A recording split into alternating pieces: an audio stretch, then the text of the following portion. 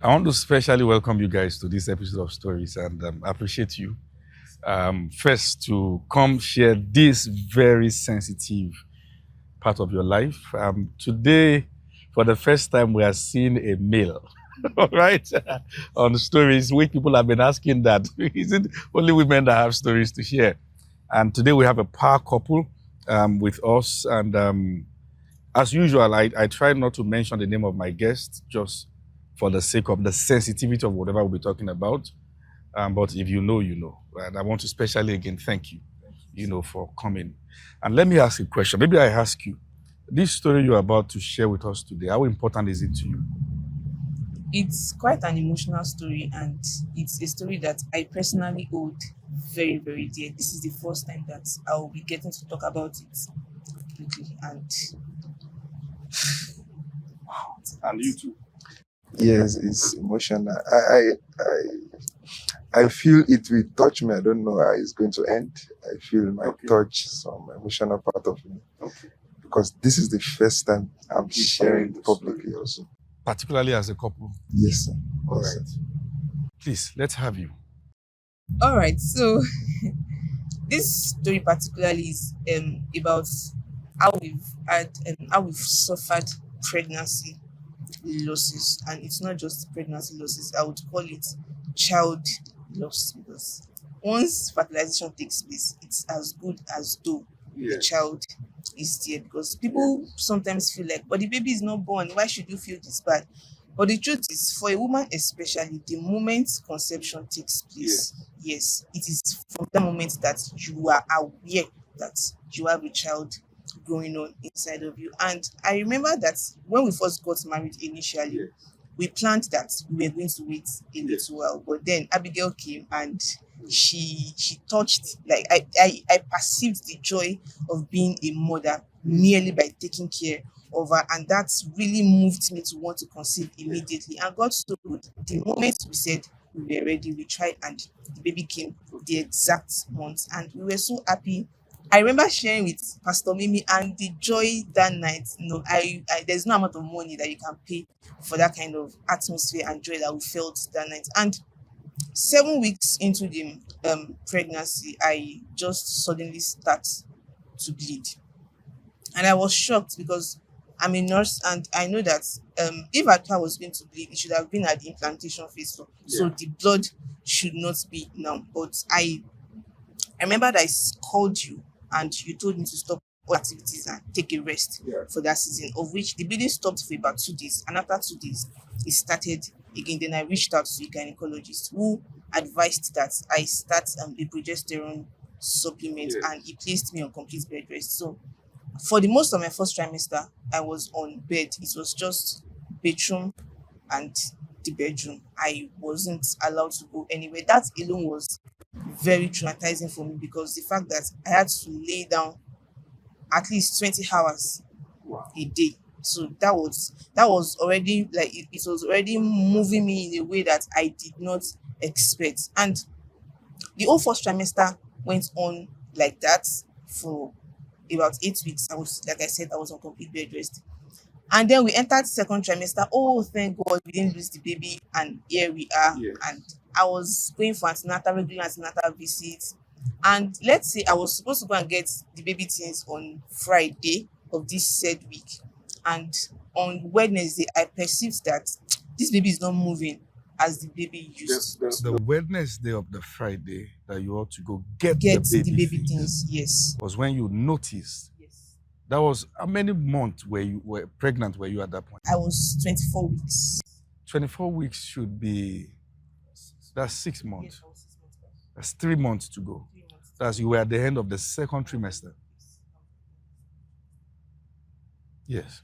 So I just told my husband, babe, I think the baby is not moving as I used to. It's not that the baby was not moving, but as much as I used to. Then as a nurse, I felt like, okay, they had days that they would not always be active. So I felt like it was one of those days. So we slept. Then the following day was a Thursday, and it was still the same thing. Then I told my husband, I told him, I said, I think we need to go and get a scan done. And then we were in Ife. So we went to get a scan done, and you know The moment your sonographer starts looking around and is checking the head and is checking the tail and is checking around, you already suspect that something is wrong. Then I asked him, "What's going on?" He said nothing at first. That was what he said.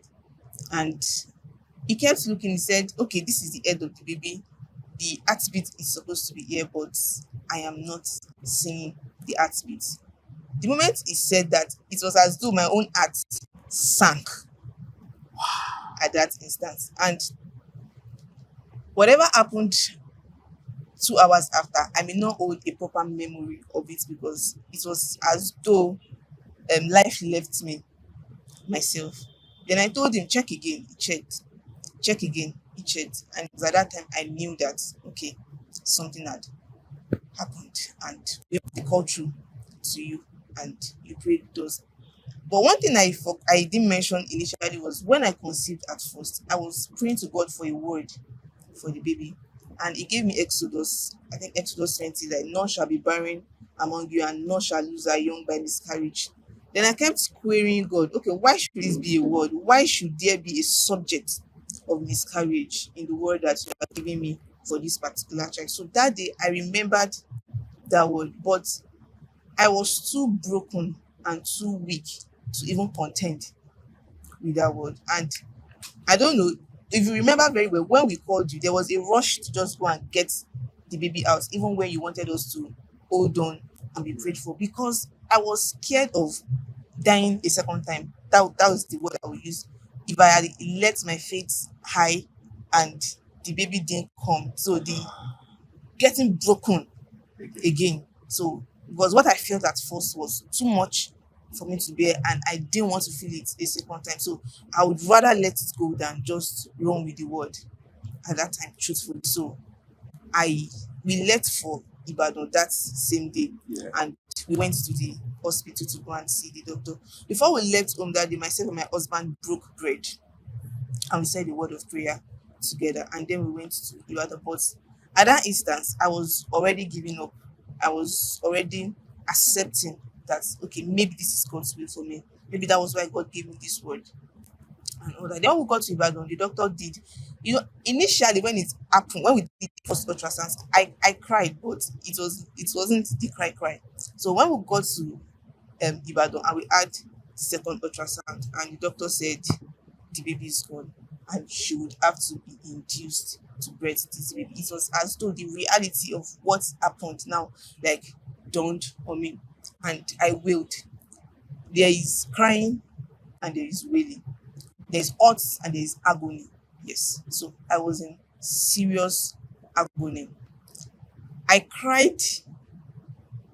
It came from my soul. It wasn't just me crying. It was like a thick darkness engulfed me. And I wept so. I wept. I was so broken.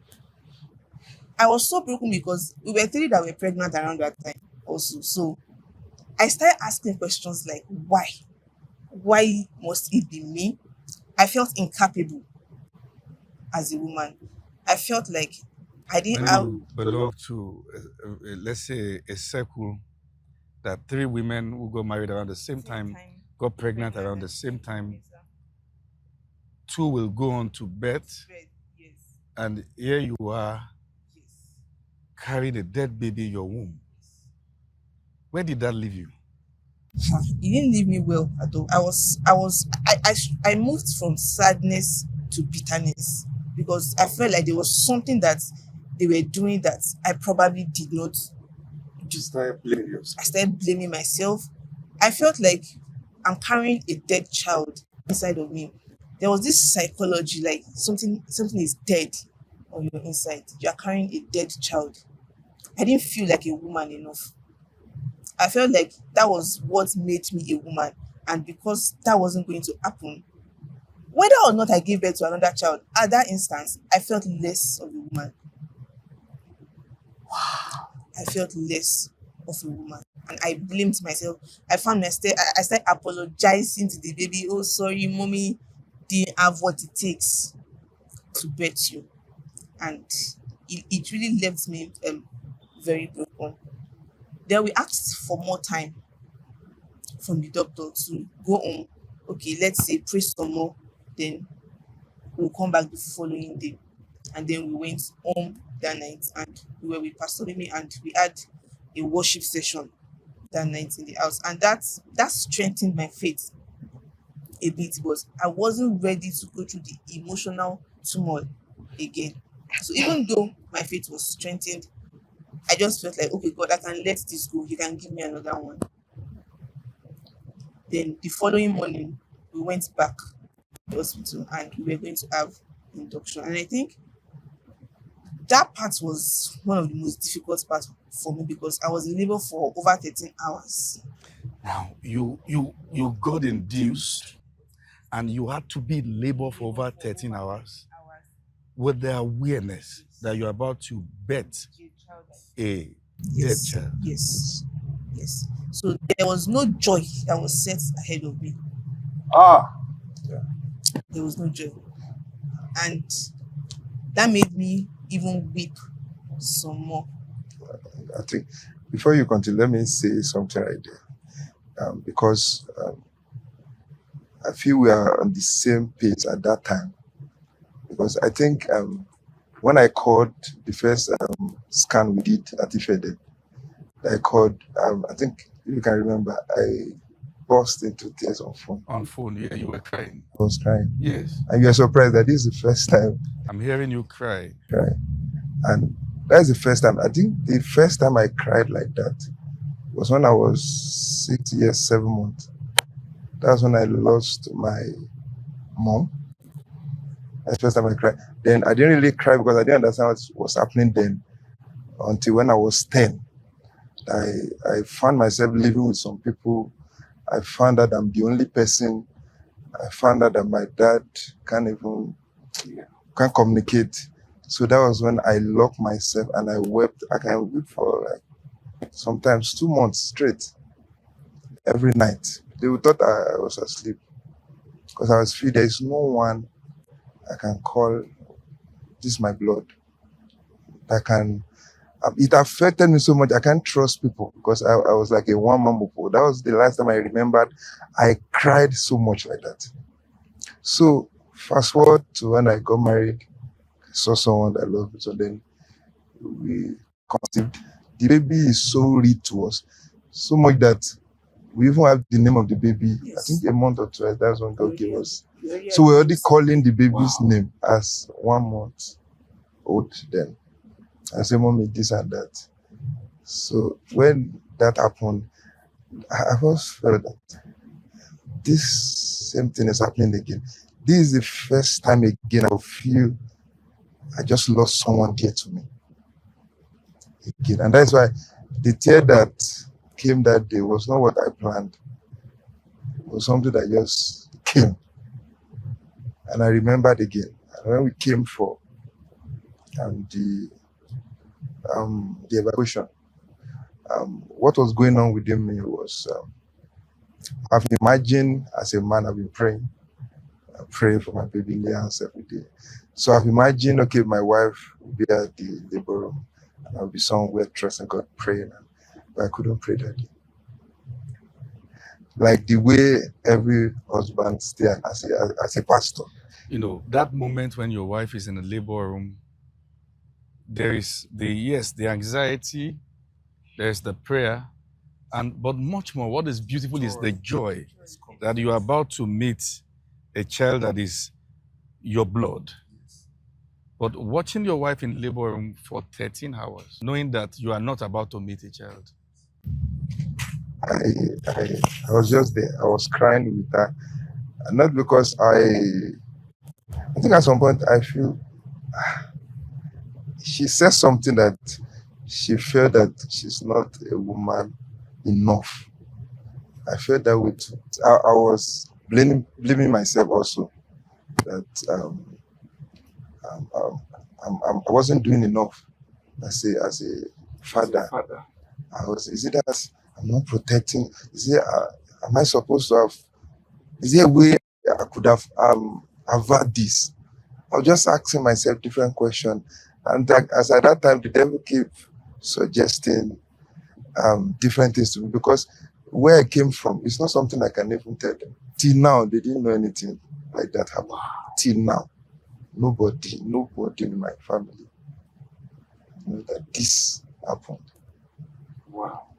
So it has to be, I have to bear it alone. I can't even share that this happened. Because where you came from, they are waiting for that to happen. And they are waiting for that to judge you and to say that you are not, you know, that you, this, like a family, like, okay, this has never happened in our family. You are the first. And because of how you came, you are the only one your mom gave birth to before she died. You are the tons, all those things. So I couldn't even say to anyone. So those thoughts were going through, and the devil kept bringing different things, different things. I think So I actually I felt felt like that also. the way it felt too, because the year before I got married, my elder brother also got married, and the wife also conceived immediately, and it was seamless. And she gave birth. In fact, she gave birth like exactly 9 months after. So when I lost my own pregnancy, I was so ashamed to call my mom. Not because my mom was going to judge me, but I felt like this woman has been through a lot than to bear this kind of news. Now, coming from our first daughter to have gotten married. So I imagine where it would have put her. Of course, I told her on the third day of the delivery. But like I was saying earlier, having gone through the whole labor process for about 13 hours, and there was no joy that was set ahead. I cried, but I still didn't understand what was going on until the baby came at night. Now, when the baby came at night, there was this brief joy. I believe it was something I would have felt if I had carried the baby to term. But just immediately after, there was no cry of the baby, and the sadness engulfed me. And there's no word to describe how I felt that day. And the pain was now more deeper because the doctor now had to tell us that we had to get rid of the baby ourselves. And we kept asking for alternative. Is it possible at the hospital? This is Yes, too traumatizing yes. for us to To just, do and it they ourselves. just went to carry, they just brought a poly, no poly bag, they just brought this this daily pad nylon, the That's why they big, they put just the brought baby. it, and they just shoot the baby. And I felt like that's my baby. Even though the baby was there, but I felt like that is my child. Yes. So when you give birth to the dead child, the hospital said you have to go We have to go discard Dispose it. yes. the permit to use what fetus. Yes. That's the medical word now. And they brought what again? This tripad Yes, nylon, the and big same one. paraglom, that big. So that's why they That put also the they just shoot the baby. baby and just shoot the placenta and everything. Let me also say something that I think I did something I didn't tell you. When I came inside, I said, where is the baby? The nurse, Nigerian hospital, they don't care, they feel this is not the first time they're seeing such. Some care, So, well, many don't. yes, what you are feeling at that moment is not their concern. So I just said, I was even saying, where is the baby? And I said, no, that thing is there. Just open the drawer. There was a wardrobe. So I opened it. They said, I was even looking, I was asking you, where's the baby? Where's the baby? Until they came to show me that is it right there. So I took it. I went to the restroom. I think she didn't know. And I opened it. I carried it in my hand. It's a boy. And the boy looked exactly like me. Everything has grown. Exactly the hand, I look at everything. And I have my shoe. I have to be on bare ground. And I look up, I said, God, I pray this should never happen to us again. Because you look, I'm burying someone with my hand. I said, God, please, I'm begging. This should never happen again. Let it be that this is the last time this weapon. And I still, funny thing, where I drop it and till now, Till it's now, the whole road yes, it's for a whole job. road along. Every time Anytime I I pass that pass there, place, I still yes, look I at feel that like spot. my child is somewhere around there.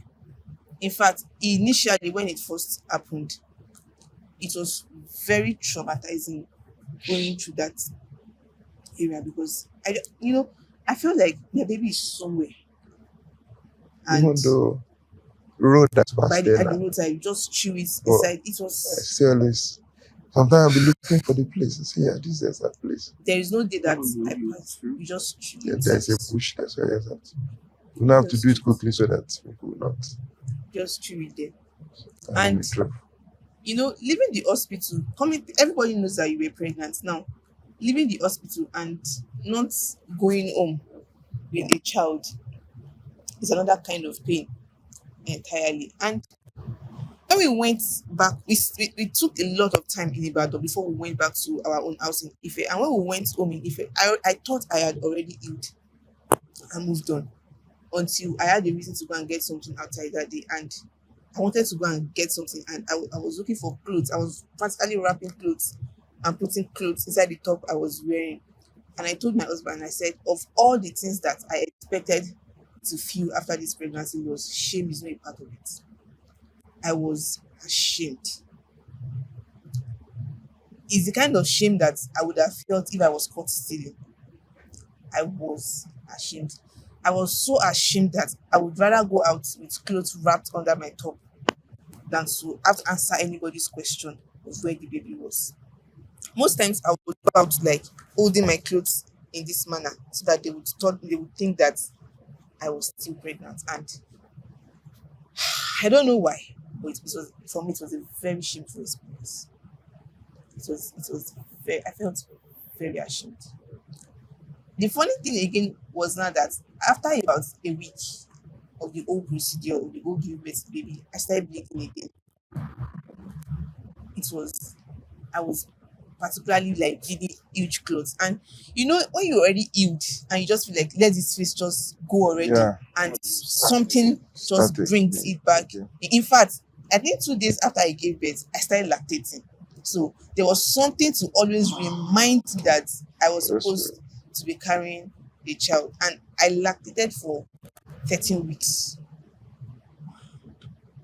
So it wasn't like the pain went. It was just an emotion that okay, you had to suspend, to suppress. But then afterwards I started bleeding again, and we went for another scan. And the sonographer said, okay, you have retained products, you may have to go for evacuation. Now, as a nurse, this kind of evacuation is a Same procedure procedure. that I could not withstand myself. I could not withstand other people doing it.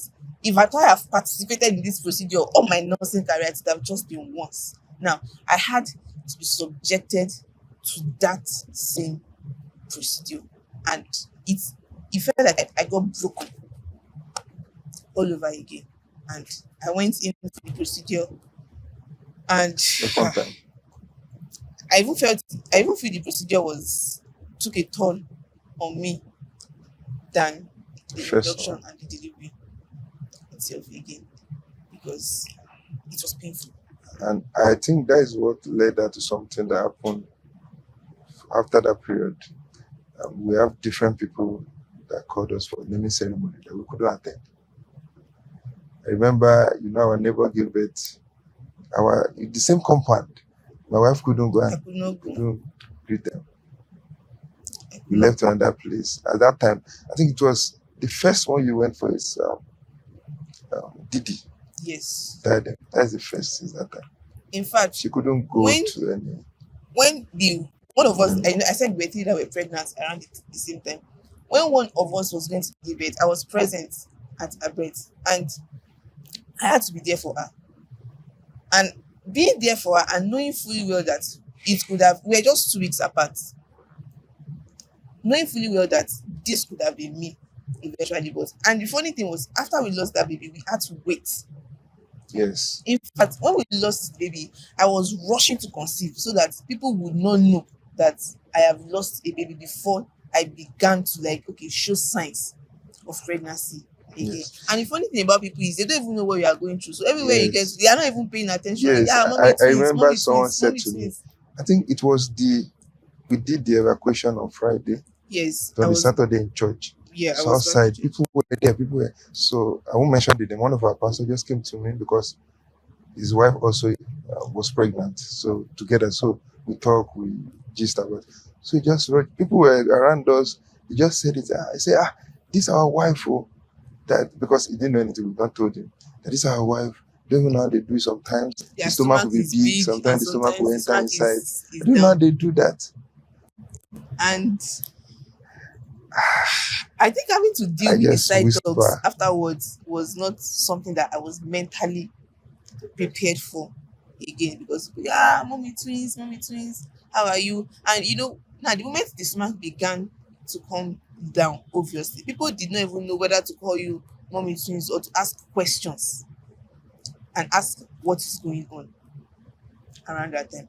And because I really wanted to just conceive, I really wanted to, and we waited, and the pregnancy was not forthcoming. We waited, and the time we had a little hope of being pregnant again, I think we went to the hospital in the morning, and the doctor said we were pregnant, and by evening of the said day I bled again, and pregnancy was gone. So that's the second time, and I felt like the wedding is not even up to a year, and I've lost 2 pregnancies already. So at that time I was made to believe that now something is actually wrong with me. Something, there's no way I would conceive and I keep losing the pregnancy. There's something has to be there, because I didn't have answers as to why we lost the first baby. Yeah. It really left me in a very Was there a dark place. medical? There was no medical explanation. So it really left me in a very dark and uncomfortable. In fact, as much as I was eager to conceive again, I was scared to conceive, because I felt like if I don't know what happened at first, then this is able to repeat itself Yeah. again. So I was, as much as I wanted to get pregnant, I was also scared of having another pattern repeat itself. And when we lost that pregnancy that same day, at that point, I just was like, God, I'm done. I'm done. If the baby comes or not, but to go through this kind of trauma again, then the second time, then I don't think I was ready to conceive again. Then we waited for about 2 months again, and nothing was forthcoming. And I remember one of those nights, my husband called me and told me that, okay, babe, let's wait on God in praise and in worship till we conceive. Although before that time, there was a prayer meeting that you led us here in Ibadan, and you asked that we write whatever it is that we wanted from God and put a date to it. And I remember that I wrote that on October 7th, then that I was going to take a pregnancy test and it was going to be positive, and that I was going to be carrying a twin.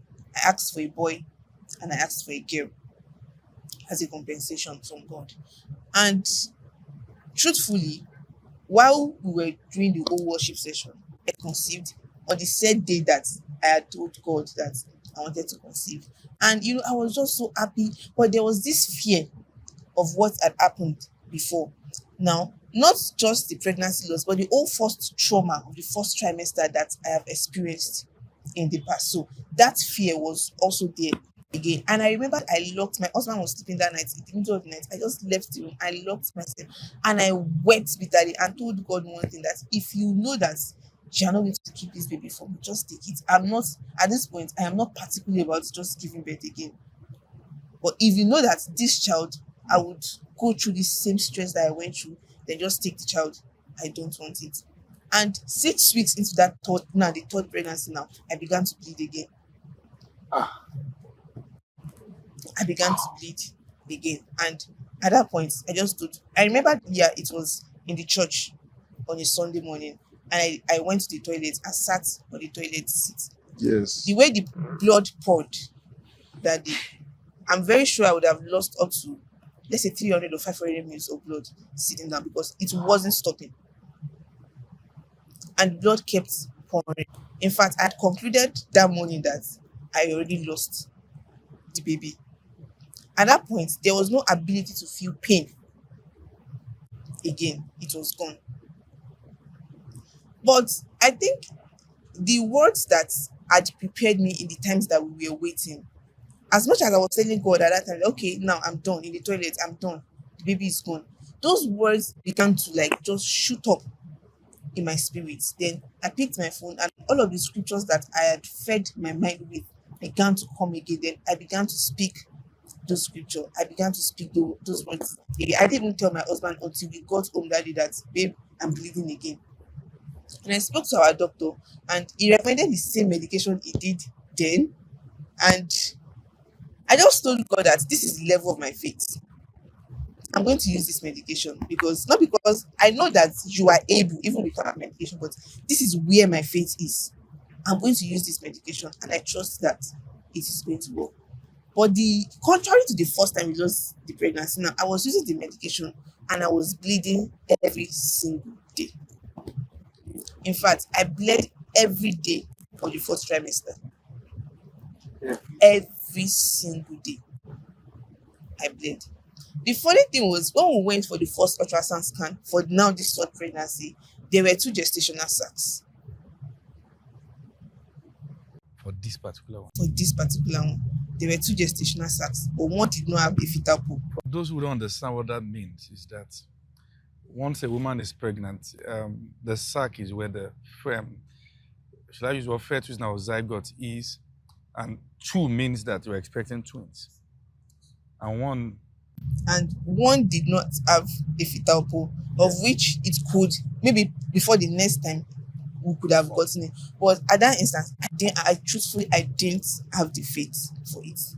So I just told God, I'm okay with it. I know I asked for 2, but if it's one that would come and stay, then I think I'm good with one. So the next time we went for the second scan, the fetal sac was still there, but there was no fetal pool. Now we were now faced with having a miscarriage of one. And I asked the doctor that if we are losing one, what happens the second time, the second fetus? Then he said something like the bleeding from the first could also make me lose the second. At that stage. So I think that was one of the reasons why I bled the most in the first trimester. And no woman deserves to go through that. Waking every day and not knowing if you were actually going to carry your child. Were you on any iron supplement? I was not, but I was on progesterone supplement. That was the medication I said that I told God that this is the level of my faith. And I remember that season, I was also on complete bed rest, but I got up one day and I told God that, okay, I think it is who you kept that is kept. So if you have not kept this baby for me, then there's no point. Then I started going about my activities. And the more I did, the more I bled. In fact, we had International Ministers Conference around that time, and you categorically warned me not to even attend the meeting. But I made up my mind that I don't care what is going to happen. I was still in my first trimester at that time. I was going to attend the conference, and I came for the conference every day and went about my activities for the conference every day. And there was no single day that I got back home for the conference that I did not bleed. You remember a time? So even during the conference, you were bleeding? I was bleeding, yes. One of those days that we had the conference, I think we were still mourning the loss of the pregnancy. And for us, knowing fully well that you were the one there when our first daughter was delivered, you took her right on the spot. You were there right there also. You were the first hand to carry her. And you were present also in the care and all that. For us, that eats differently. As pastors, that God, this should not be their reward. I remember then we had a conference, we had invited Apostle Yeren, and as he was about to go, he just said, there's a woman here who just lost a child. God said, by this time next year, this. Then he particularly said that God said he was going to compensate me. Yes. And that hit me differently because that season I didn't even look at God. I felt like God left me alone. So Apostle Aaron giving me that word, I was not particular about the word. I was particular about the fact that God saw me. Yeah. So it resonated differently because I felt like, oh God, you saw that I'm in pain. You are aware of my situation. You know that I'm hurting, and now you are seeing you would compensate me. So it's that was that I would say that that was one of those when that day was one of the days that I felt the love of God the most because up until that time I never took out time to even pray because I was really bittered. Let me say something there because during that season, because of different back and forth of emotion, pain, I still pray. I still do devotion. I still try. But as the father of the house, I found out that I couldn't bring the word from the Lord. I couldn't hear God from my family. During that season, what I can only bring to the table is emotional support. Because me too, I'm pain inside. I was broken inside. I can be praying and God give me word for another person, but I can't hear God for myself. So that word coming was like God speaking to me for a long time. Like me hearing, okay, this is God. Okay, this is me now. Being singled out of crowd. So that was what really, I think, gave hope to us. Church is not scam.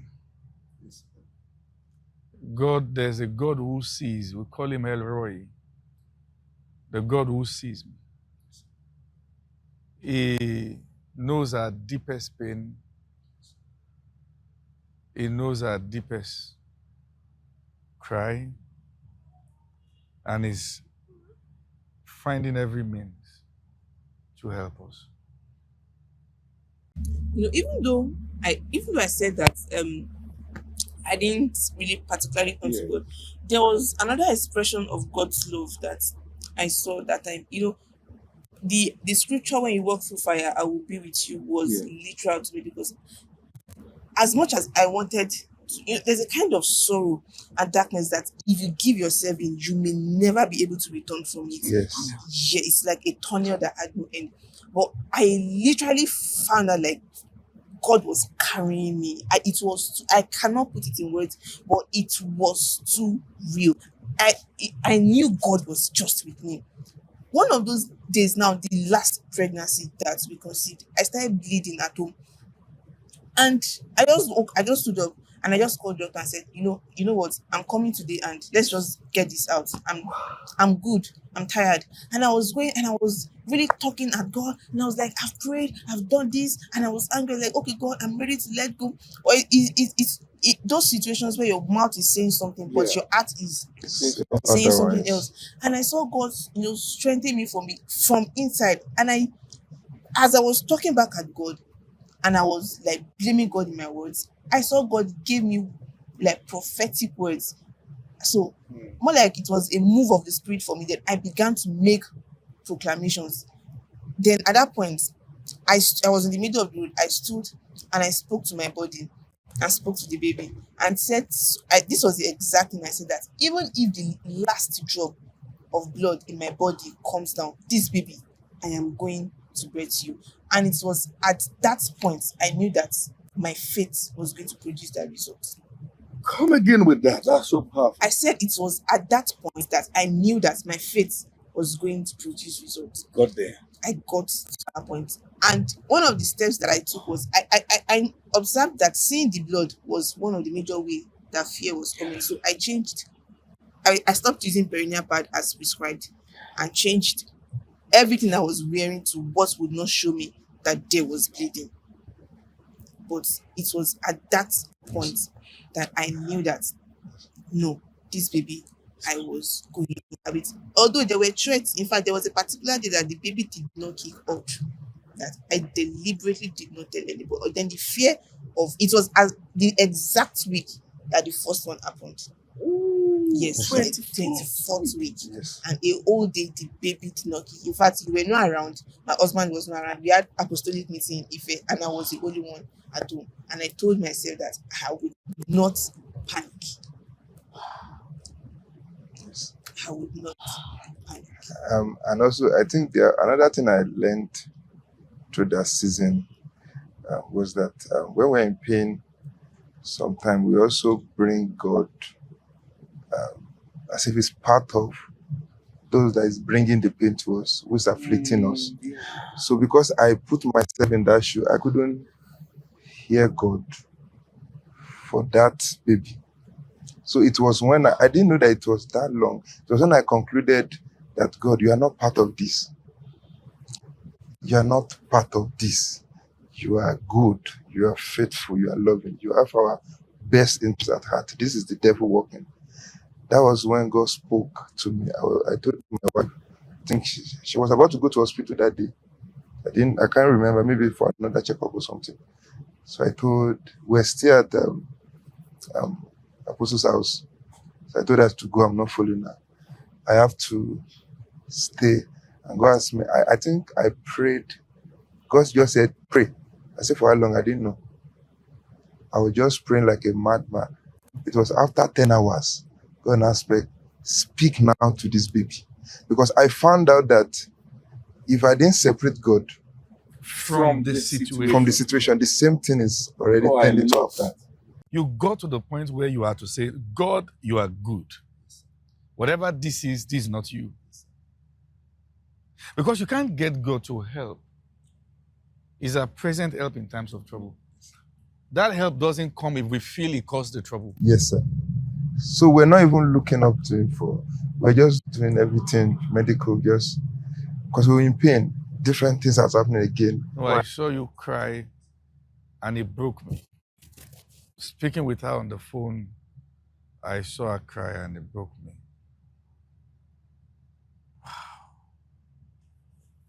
So that is what rescues us from repeating it again, because the devil will have continued.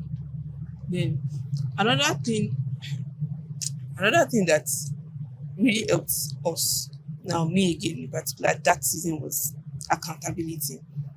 Because it was a season where it was instructions that carried me. You were literally telling me the things to do. Go to church. Come to church. Don't miss this I meeting. think that really helped So, us. because if I was left to myself, I really wanted to I mourn. remember I saw you detaching. I saw you getting into the tunnel of isolation. And I even had you, don't do that. Be in church. Do this. Don't vacate your activities. Yes. I think because- Apostle still did something. I think this next day, that was Friday, the evacuation. So we're coming on Saturday morning. Then Sunday, he insisted So that Saturday we're in church. He said, "You're following me to church. We're setting up." Sunday, you still give me to God. I said, "To go and teach us, do something." You were to take an activity in church. Yes. I was like, in fact, I had to keep church understand that what I'm Sunday. passing through. So that is what helped us not to feel left out. And it helped us that, okay, we are not in this alone. Yes. Because that isolation will have even destroyed us Maybe more. Yes, sir.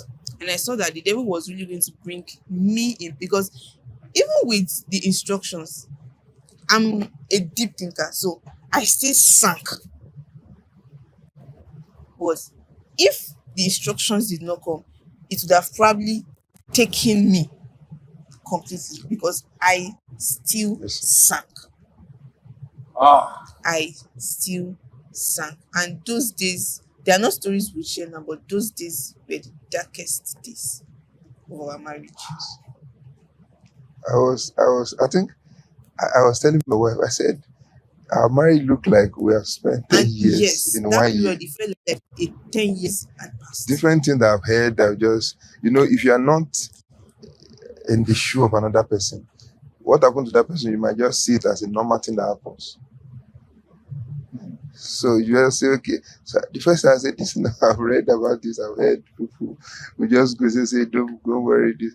But for the first time, Do you feel that make you have more empathy? That is to be touched with the feelings of what touches others as pastors. For me, eventually, while trusting God, I stopped praying for the child to come. Then I started praying for God to give me the anointing to bring others out. So for several nights. I was telling God that I will go through this, but I want then Apart okay. from being a nurse, you're a midwife. Yes. That's your area of Yes. specialization. Because I remember that day, there was one day you really when we had the second pregnancy loss and you were in your office, if you remember, then we came in looking so sad. And the minute you Yes. saw us, you just get out of my office. You cannot look this way. And you called us back Back after and you the- told me something that stood with me. You said, there is the rod and there is the staff. You said you get the staff by maturing. And I went back home with that word. You know, the psalmist said, your rod and your staff, they comfort me. The rod is instant miracle. Yes. The staff, you need a word Yes. to get into maturity too. And you know, a girl came to my office, and one of my spiritual daughters, she's still around, and they said she had cancer, brought about 15 medical reports. I said, get out of this office now. I don't see you dying. You know, and she left. She was crying. My wife was like, "Who? She cancer?" I said, "My wife, I'm sorry, but you both of you leave my office now." And then I called them back as always. I went back for another test, and the cancer was gone. It was That was not. I need to explain that. That was not the healing anointing. That was faith.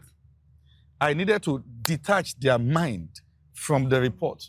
Another girl was given cancer report. I think the throat. I can't remember. Not thyroid, but something around that. And the moment he said that, I ended the call. We're not going to have conversations on this. How old are you? Said this is the age. I'm going to attend your wedding. Not just that, I will join you and your spouse together. You are not dying. You have no cancer. This. We are not going to have this conversation again. Now, I want to say there's a part of understanding that people need to have. Because I'm operating from the point of intercession. And words I've received from my people from the place of deep intercession.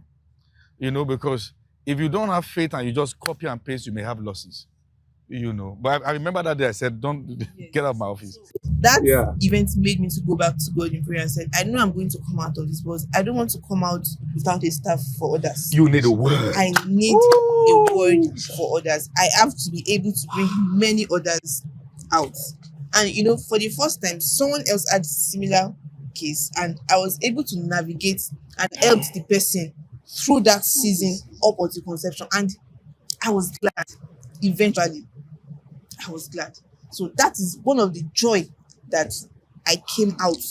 And That season. I think another thing you did to me personally, I remember that night when we came home after the evacuation, that you said to me that really helped me was after my wife went upstairs, you called me.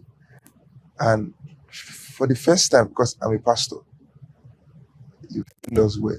So sometimes when things happen, as a pastor, sometimes you just need to just encourage people for encouraging sake. And just tell them what God is not even saying. So I saw you that night being real to me. You said to me,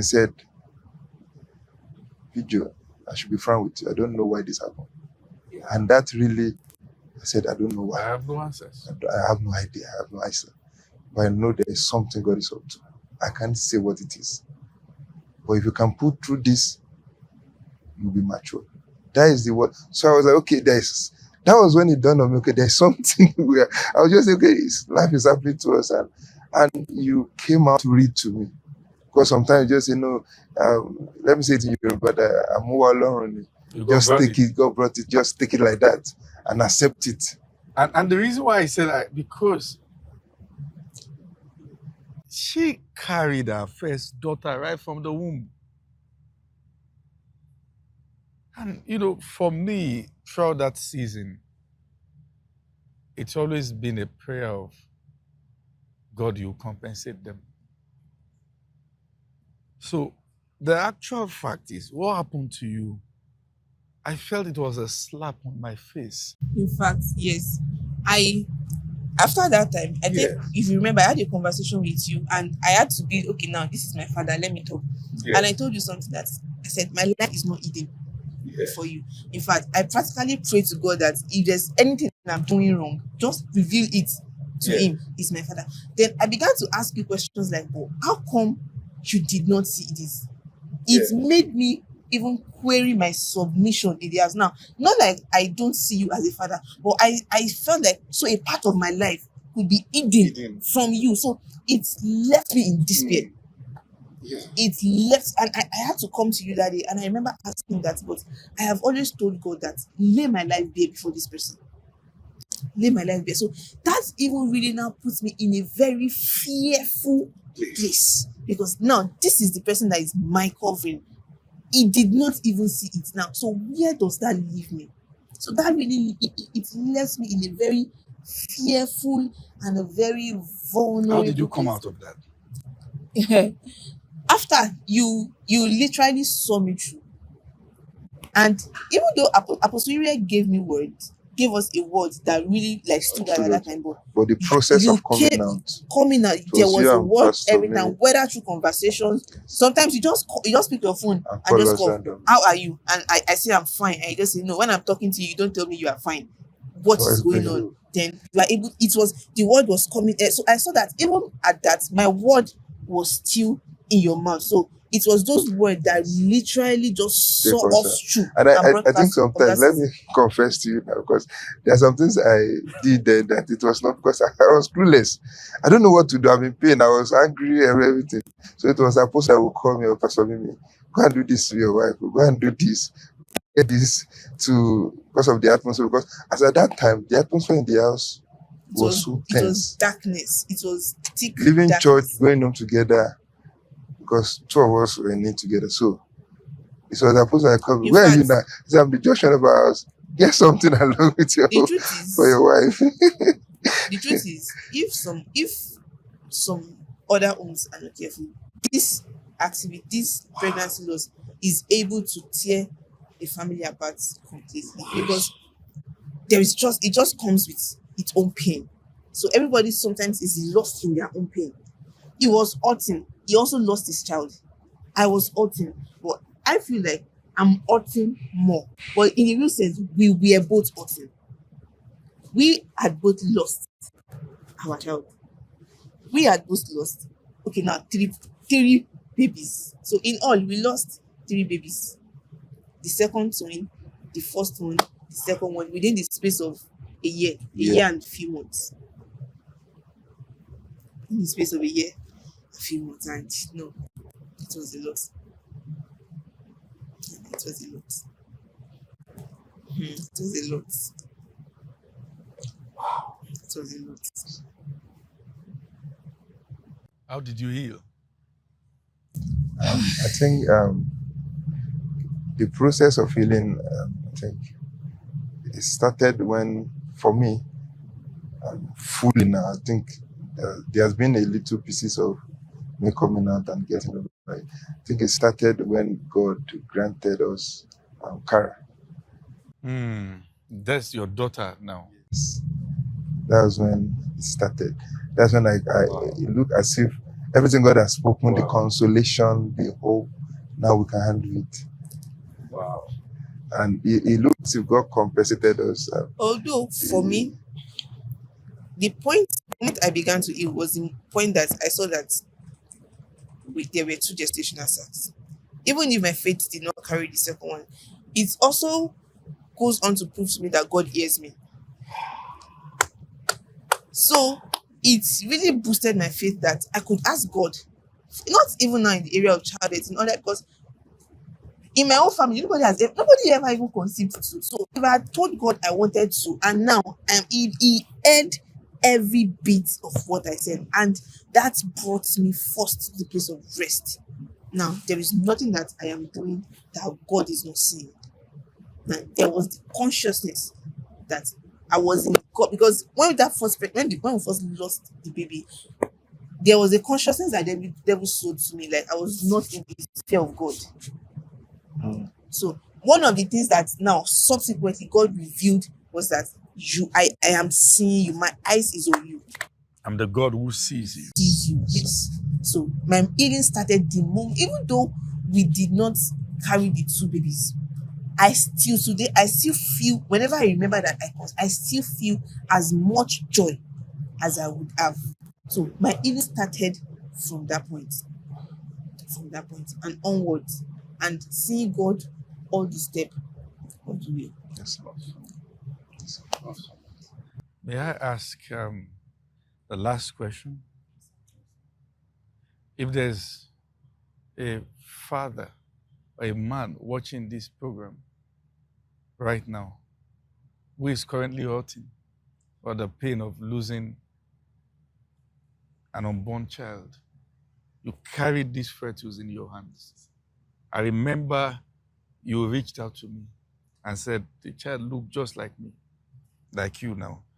So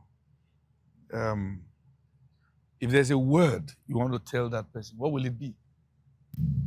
I would say the person should not give up. You can fight through it. You can fight through it. The moment you give up, you can repeat that for as long as you wanted. Don't keep fighting. And I said it earlier, separate God from the issue. First come to that realization that God is not joining your enemy to fight you. Separate. Know that it's for you. God is for you. Know that it's not part of the whatsoever is happening to you. And when you come to that, then fight through it. Trust Him to hold you by the hand and walk you through the path. Then when you come out, as Apostle said, you're going to have the staff. And because of the staff, you can help. I can help people easily. I can talk to people because when people talk to me about this, I talk to them, and sometimes I see some instant comfort going from me to them. So that is, I believe that is the staff. Yeah. So trust God. And these are our pastors from Light Church, Ogba. So at this point, I should mention their names, and I want to recommend that you look them up. All right, and because I know that they have this grace, I'm not. This is not bluffing now. It's Pastor Joseph Adeniro and his dear wife, Pastor Debbie Adeniro. You can look them up. Their social media handles will be right there. I recommend that you want to send DMs, mother Orton, father Orton.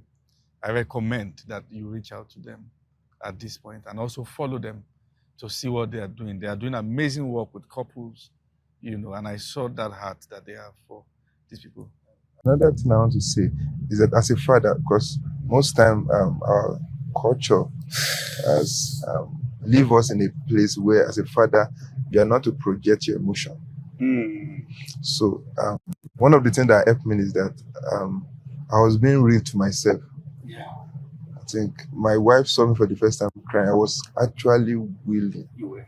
crying out. That night also when we came back, I was screaming like she has to cover my mouth. That was not that caused it. It's my fault. So when I was being real to myself, because most men just bind that in their hearts and say, and because of that, the healing process takes longer time. So I was being real to myself that this happened. I was in pain. I was not happy. I was angry. Everything was happening to me. And I was vulnerable enough to receive help. Amazing. Thank you. Thank you, sir. Yes, please. If there are at all there's any woman, and I'm going to speak specifically for the women now going through this phase, one thing I will tell you is that you are not incapable. Your strength as a woman is not determined by your ability to either carry or not carry a child. You are a woman regardless. And I know that the society tends to stereotype women who are unable to conceive, and I think that's where the place of shame comes in. And don't be ashamed. Don't be ashamed. You are not incapable. You are enough. Yes. You are not incapable.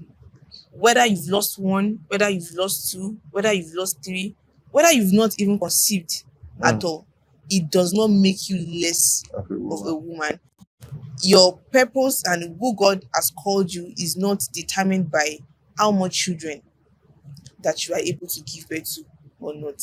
Regardless, you are who God has called you to be. So don't allow society to give you a name that you are not called because of a situation that is just passing and that you are going to just pass through. And if you have given up faith, I'm going to tell you to trust God again. God will have you want to trust Him again. That's my Wow, we want to really thank you both for sharing this very sensitive part of your lives with us. And this is one of the most humbling events I've faced as a pastor. The fact that you know, number one, you are not God. And you don't have answers to every question. You know. Until today, I don't have answers. And God is still God. I want to thank you both for this amazing episode, and which I believe God has used to heal the hearts of people who have joined us today, mothers, fathers, people with silent question, and you can see that you are not alone in this. And you want to do me a favor and share this with as many people as possible. Like, subscribe to this YouTube channel. Let's touch the world together. Let's push this while people are pushing damaging content that will even hurt other people's emotion. Together, let's get this done. It's beyond just a YouTube channel. It's life in itself. And I can't wait to have you on another episode of Stories. Stay tuned. God bless you and have a great time. Bye-bye.